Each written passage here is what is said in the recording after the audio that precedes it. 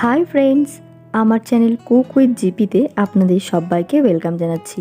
আমি আপনাদের সাথে গীতা। আমার আজকের রেসিপি একদম অন্যরকম। আজকের এই ভিন্ন স্বাদের রেসিপিটির নাম তিলজাপ।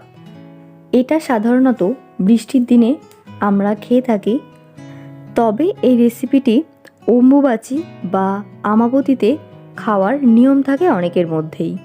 যদিও এটা অনেকেই জানেন না, তবে আমাদের মধ্যে এটা অম্বুবাচী মানে আমাবতীতে খাওয়ার একটা নিয়ম থাকে। তো চলুন আজকের তিলজাপের রেসিপিটি শুরু করা যাক। প্রথমে একটা ননস্টিক প্যান খুব ভালো করে গরম করে নিয়েছি, তার মধ্যে দিয়ে দিচ্ছি 250 গ্রাম সাদা তিল। এটা কিন্তু অ্যাকচুয়ালি কালো তিলের খোসা ছাড়ানো সেই তিলটা। এটাকে প্রায় 4 থেকে 5 মিনিট সময় ধরে একটু নাড়াচাড়া করে ফ্রাই করে নেব, মানে ড্রাই রোস্ট করে নিতে হবে। গ্যাসের ফ্লেমটা কিন্তু অবশ্যই মিডিয়ামে রাখতে হবে। দেখুন অল্প অল্প তিল একটু ফ্রাই হয়েছে, বাকিগুলো হালকা হালকা ফ্রাই করে নিচ্ছি। আমি একটু জুম করে দেখাচ্ছি যাতে আপনাদের দেখতে সুবিধা হয়।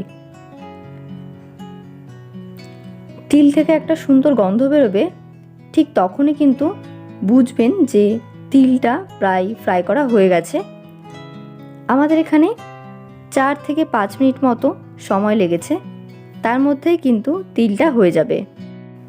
ড্রাই রোস্ট করে নেওয়ার পরে একটা বড় থালাতে তিলটাকে ঠান্ডা করবার জন্য রেখে দিচ্ছি। আমি এখানে পাখার নিচে রেখেছি আর একটা হাতা দিয়ে নাড়াচাড়া করছি যাতে খুব তাড়াতাড়ি ঠান্ডা হয়ে যায়। ঠান্ডা হয়ে যাওয়ার পরই এটাকে একটা মিক্সিং জারে নিয়ে নেব। এটাকে পেস্ট করতে হবে। আমি এখানে বড় মিক্সিং জারে নিচ্ছি, তবে আমার এই বড় মিক্সিং জারটা খারাপ হয়ে গেছিলো, তাই জন্য আমি এটাকে ছোট মিক্সিং জারে করে নিচ্ছি, যেটা আমি ভিডিওতে দেখাতে পারিনি। দেখুন তিলটা এখানে ভালো করে পেস্ট করে নেওয়া হয়ে গেছে, তবে এটা কিন্তু ড্রাই পেস্ট, কোনো রকম জল ব্যবহার করা যাবে না। বাকি যে তিলটা ছিল সেটাকেও আমি ছোট মিক্সিং জারে দিয়েই করে নিয়েছি। মোট 2 বারের মধ্যেই আমাদের এই তিলটা পেস্ট করা হয়ে গেছে। এবার একটা বড় সাইজের নারকোল মাঝখান থেকে ভেঙে এটাকে কুড়িয়ে নিচ্ছি। এটা কিন্তু ছোট ছোট কুচি করে দিলে হবে না, এটাকে কুড়িয়ে নিতে হবে, তা না হলে মুখে পড়লে খেতে ভালো লাগবে না। তারপর এখানে একটা বড় কড়াই চাপিয়ে দিয়েছি। আমি যেহেতু অনেকটা পরিমাণে বানাচ্ছি তাই জন্য বেশি করে দিয়েছি। আর এখানে প্রায় 5 মগ মতো জল গরম করে নেব। আজকে রান্নাটা আমি আমাদের বাইরের উনুনে করছি, আপনারা চাইলে অল্প পরিমাণে করতে পারেন গ্যাসে, তবে একটু সময়টা বেশি লাগবে।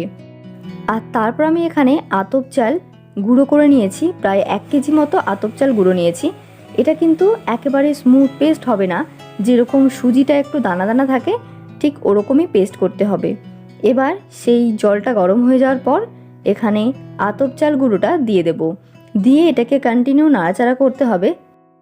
এবার যে নারকোলটা কুড়িয়েছিলাম তার মধ্যে দিয়ে দিচ্ছি অল্প একটু জল। আমি এখানে 1 টিস্পুন জল আগে দিচ্ছি। এবার এটাকে ভালো করে একটু হাত দিয়ে ডলে ডলে মেখে নেব। নারকোলের যে দুধটা সেটাকে একটু বার করে নিলে এটার টেস্টটা কিন্তু আরও বেশি বেড়ে যায়। দেখুন আমি এখানে প্রায় 4 টিস্পুন জল দিয়ে একটু চেপে নারকোলের দুধটা বার করে নিচ্ছি। এটা কিন্তু হাত দিয়ে একটু ভালো করে প্রেস করলেই এই কাজটা হয়ে যাবে। তারপর ফিরে আসছি আমাদের সেই বড় কড়াইয়ের কাছে যেখানে আমরা তিলজাপটা রান্না করছি। এবার দেখুন এটা কিন্তু অনেকটা ঘন হয়ে এসছে, ঠিক সেই সময় এখানে দিয়ে দেব 2 টিস্পুন লবণ। আপনারা আপনাদের চালের পরিমাণ বুঝে কিন্তু এগুলো ব্যবহার করবেন। সব কিছুর পরিমাণই কিন্তু কমাতে হবে যদি আপনারা কম পরিমাণে বানান। তারপর এখানে নারকোলটা অ্যাড করে দেব। প্রায় 20 মিনিট মতো সময় লাগবে এই পুরো রান্নাটা করতে। এখন 10 মিনিট মতো হয়েছে, অনেকটা ঘন হয়ে এসছে। এটাকে কিন্তু কন্টিনিউ নাড়াচাড়া করতে হবে, তা না হলে তলার দিকে লেগে যাবে। আর তারপর এখানে আমি এই কাপ মেপে চিনি দিয়ে দিচ্ছি। এই কাপটাতে 250 গ্রাম চিনি ধরে। এখন আমি 4 কাপ মতো চিনি দিলাম। আমি কিন্তু আগেই বলেছি আমি আজকে অনেক পরিমাণে এই তিলজাপটা বানাচ্ছি, তাই জন্য অবশ্যই চিনির পরিমাণ বেশি দিতে হবে। প্রথমে আমি 4 কাপ দিয়েছি, পরে টেস্ট করে দেখব, যদি চিনি কম মনে হয় তারপর আবারও অ্যাড করে দেওয়া যাবে। এবার চিনিটাকে ভালো করে এর সঙ্গে মিশিয়ে নিতে হবে। চিনিটা দেওয়ার পর কিন্তু একটু জল ছাড়তে পারে, তাতে কোনো অসুবিধে নেই। ভালো করে নাড়াচাড়া করে নিতে হবে, চারিদিকে সব কিছু যাতে ভালোভাবে মিশে যায়। পরিমাণে যেহেতু অনেকটা, তাই জন্য সময়টা বেশি লাগছে, তবে আপনারা যদি অল্প করে বানান সময়টা অনেক কম লাগবে। তারপর এখানে যতটা পরিমাণে তিল গুঁড়ো করেছিলাম তার হাফ এখানে দিয়ে দিচ্ছি। একেবারে দেওয়া যাবে না, এটাকে অল্প অল্প ছড়াবেন আর কন্টিনিউ হাতাটা নাড়াচাড়া করতে থাকতে হবে, তা না হলে কিন্তু তিলটা সব জায়গাতে ছড়াবে না আর খেতে ভালো লাগবে না। এক জায়গায় পড়লে খেতে খুব বাজে লাগে। আবারও আমি বলছি, তিলটা কিন্তু আমি পুরো দিইনি, তিলের এই যে গুঁড়োটা সেটাকে আমি হাফ ব্যবহার করেছি, হাফ পরে দেব। আমি এখানে একটু টেস্ট করে দেখলাম একটু চিনি কম আছে, তাই চিনিটা একটু দিয়ে দিলাম। পরে আবারও 1 কাপ মতো চিনি দিয়েছি। আপনারা যদি অল্প পরিমাণে বানান সব কিছুই অল্প পরিমাণেই দিতে হবে। এবার এটাকে নামিয়ে নিচ্ছি, রান্না করা হয়ে গেছে। দেখুন কড়াইয়ের সাইজটা কত বড়, এটা আমরা পুরো ফ্যামিলিকে দেব, মানে আমাদের ফ্যামিলিতে যারা যারা আছে তাদের সবাইকে দেব। এবার এখানে স্টিলের এরকম 2-3টে মতো থালা নিয়ে নিচ্ছি।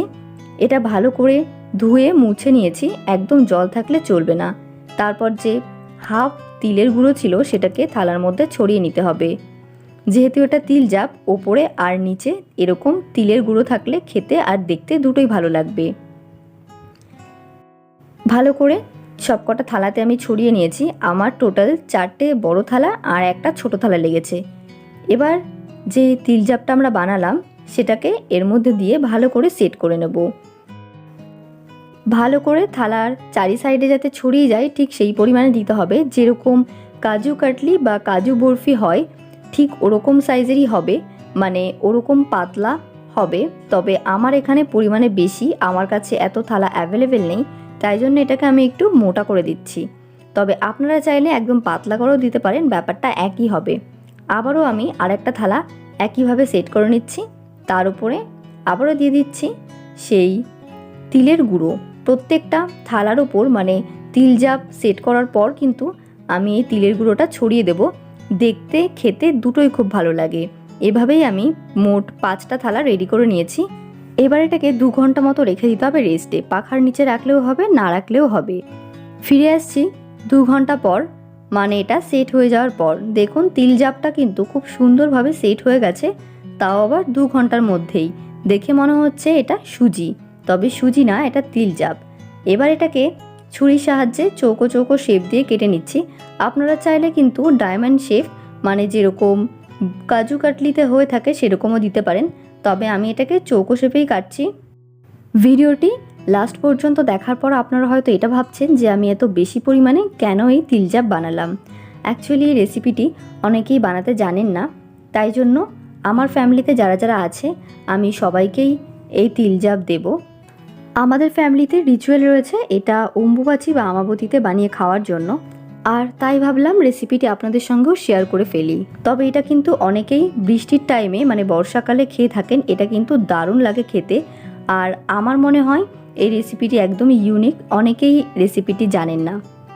দেখুন কত সুন্দরভাবে নিচে থেকে ছাড়িয়ে যাচ্ছে, মানে থালা থেকে কত সুন্দর ছাড়িয়ে যাচ্ছে, আর কত সুন্দরভাবে এটা জমাট বেঁধেছে, একদম সুজির মতো দেখতে লাগছে।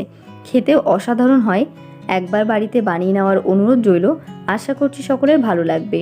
আমার আজকের রেসিপিটি সার্ভের জন্য রেডি হয়ে গেছে। এভাবেই সার্ভ করুন, সকাল বিকেল খেতে খুব ভালো লাগবে। আর আপনারা কিন্তু এটাকে প্রায় 1 সপ্তাহ মতো স্টোর করে রাখতে পারেন কোনো এয়ারটাইট কন্টেনারে করে। নর্মাল ফ্রিজে এটাকে রেখে দিলে ভালো থাকবে, বা না রাখলেও এটা 1 সপ্তাহ মতো ভালো থাকবে। আমার আজকের রেসিপিটি এই পর্যন্তই। আপনাদের কাছে কেমন লেগেছে কমেন্টে জানাতে ভুলবেন না। ভালো লাগলে একটি লাইক করে দেবেন, আর আপনারা চাইলে ফ্রেন্ড ও ফ্যামিলির সঙ্গেও শেয়ার করতে পারেন। চ্যানেলে যদি নতুন হয়ে থাকেন তাহলে চ্যানেলটি সাবস্ক্রাইব করা এবং পাশের বেল আইকনটি প্রেস করার অনুরোধ রইল, যাতে আমার চ্যানেলের নতুন রেসিপি সবার আগে আপনার কাছে পৌঁছে যায়। ভিডিওটি শেষ পর্যন্ত দেখার জন্য সকলকে অসংখ্য ধন্যবাদ। হাজির হয়ে যাব আবারও নতুন কোনো রেসিপির সঙ্গে। ততক্ষণ ভালো থাকবেন, সুস্থ থাকবেন। টাটা।